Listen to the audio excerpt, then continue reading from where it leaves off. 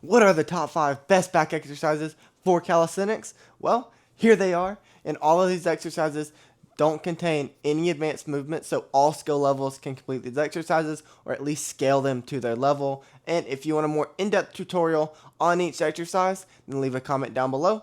But let's go ahead and get into it. First up here, we have pull-ups, and pull-ups are one of the best exercises to train your entire back.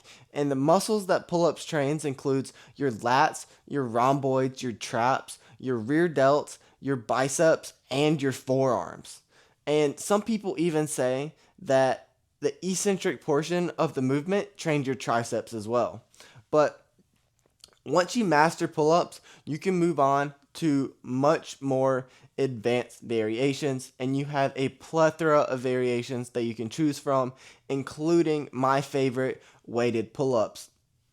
But if you haven't already added pull-ups into your workouts, I highly recommend it, because you will see a crazy increase in your pulling strength if you do add pull-ups. But if you can't do a pull-up yet, don't worry, because you can just use the next exercises that's coming up later in this video to get your first pull-up as well. But if you really want to learn a pull-up, then you can check out my pull-up tutorial that I'll have linked down in the description as well as at the end of this video to do so.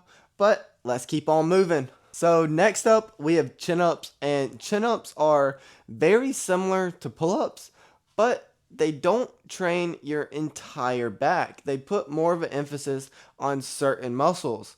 And the muscles that chin-ups put a more emphasis on is your biceps, your lats, your forearms, and your rhomboids. And whenever I perform chin-ups, my biceps usually take over a lot. But whenever I really slow it down and really put an emphasis on my lats, then they feel great. They give me a great pump. But if you're looking for a back exercise that's more bicep dominant, then chin-ups are definitely the best way to go. And chin-ups are even an in-between between pull-ups and Australian rows, which you will see in a minute, because pull-ups are more harder than chin-ups, but Australian rows is easier than chin-ups. So there's a little in-between there. So if you can't yet do a pull-up, then you can try a chin-up if you want to. And chin-ups can be a great secondary exercise for your pull days, but they can also be a great primary exercise for your pull days. And even on my strength program that I'm on right now, that is giving me crazy results, it's one of my primary exercises for my pull days. And I will be releasing that strength program to y'all whenever I get done. So make sure you're subscribed so you do not miss out. And you can even make sure to leave a follow on my Instagram so you really do not miss out on that drop. So definitely do that, but let's keep moving on. So next up is Australian rows. And Australian rows, one of the best exercises to start with if you cannot yet do a pull-up or a chin-up. And that's because this exercise targets your entire back and is so scalable for every single skill level. This exercise is so scalable that I still use this exercise in my workouts currently, but I just flare my elbows out to target my mid and upper back. And the muscles that Australian rows trains includes your biceps, your rear delts, your teres minor and major, your lats, and your forearms for your grip, of course. Like I said earlier, Australian rows are so scalable, but you can also move around your elbows to train different parts of your back. Like I said, I did flare my elbows out to train my mid and upper back. But if you tuck your elbows in more, you'll hit mainly your lats if that's what you're looking for. But if you haven't already, I highly recommend you adding Australian rows into your workouts, because I know I definitely will continue doing these for a long time because I love this exercise. So let's keep on moving. So next up, we have back extensions, and back extensions are one of the best exercises to strengthen your lower back. And back extensions has two variations within the exercise, being a static hold or a dynamic.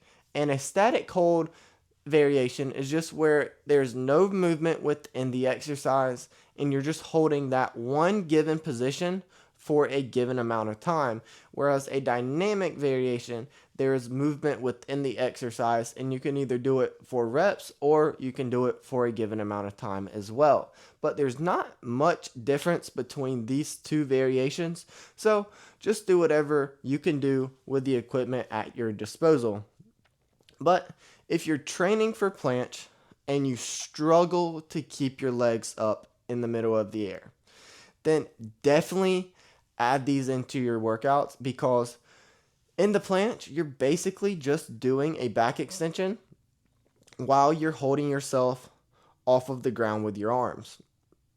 So if that is what you struggle with, then back extensions will solve your problems 100%. But if you're also just looking to strengthen your lower back because you have a weak lower back or you just want to strengthen it, then I highly recommend you adding these into your workouts, because it will solve 100% of your low back problems. So definitely do that, but let's keep on moving. So next up, we got pull-up static holds, and these are one of the best exercises to help train for your first pull-up or just increase your pull-up strength overall. And with static holds, you can train a certain point within a movement that you struggle with to get stronger. Whereas if you struggle with the top part of the pull-up, then you can just hold the top part of the pull-up for a given amount of time. Or if you struggle with the middle part of the pull-up, then you can hold the middle part of the pull-up for time as well to strengthen those certain areas. But you can just do this wherever you struggle within the pull-up. So if it's between the very low or the middle, if it's in between there, then you can do that. You can do a static hold there as well. Wherever you struggle with, you can insert the pull-up static holds.